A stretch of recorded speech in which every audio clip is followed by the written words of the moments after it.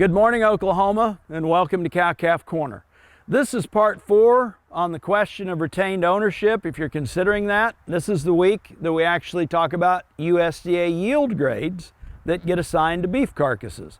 Now, last week we talked about quality grades. In general, fatter live cattle that have been fed longer or on feed longer are going to tend to have higher beef quality grades. But yield grades have a different purpose.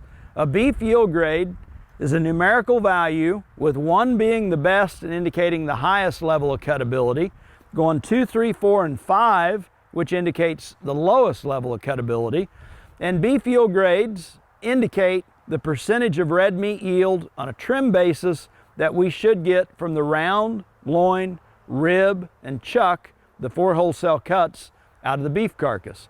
Now, obviously, trimmer animals that are more muscular are going to be the ones that yield higher cutability carcasses and have lower numerical yield grades. So what specifically does a USDA grader look at on a hanging beef carcass in order to assign a yield grade?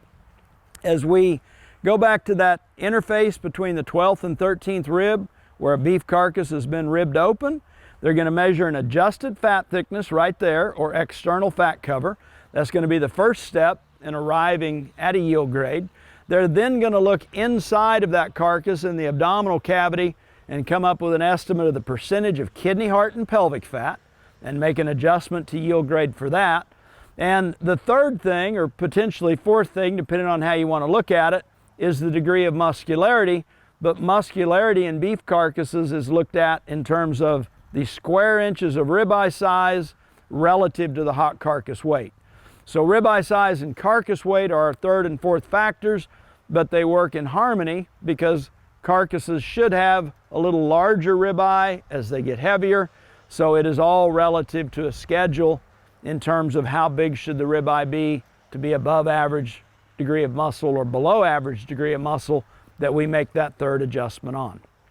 Typically, when we think about carcass value marketing of beef carcasses, there's not quite as much economic incentive for really low numerical yield grade beef carcasses.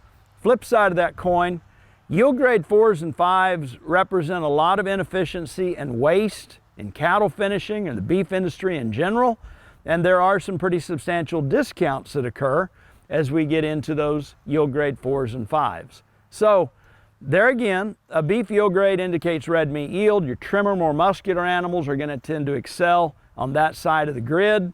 If we think kind of a concluding type of thought relative to what we've been through the last few weeks, talking about the concept of retained ownership, there are selection tools available in all pedigreed seed stock that are a means by which to select to improve beef yield grades or beef quality grades. Specifically, what are some of those EPDs or genetic values?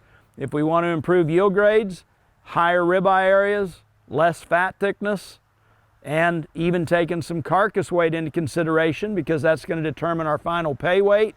If we're interested in improving upon beef quality grades, most beef breeds have got a marbling EPD that we can base selection on. One of the questions that we referred to a while back that you need to answer if making that decision on retained ownership is, have you put selection pressure on those EPDs in your bull selection program in the past? Hope this helps, and thanks for joining us on Cow-Calf Corner.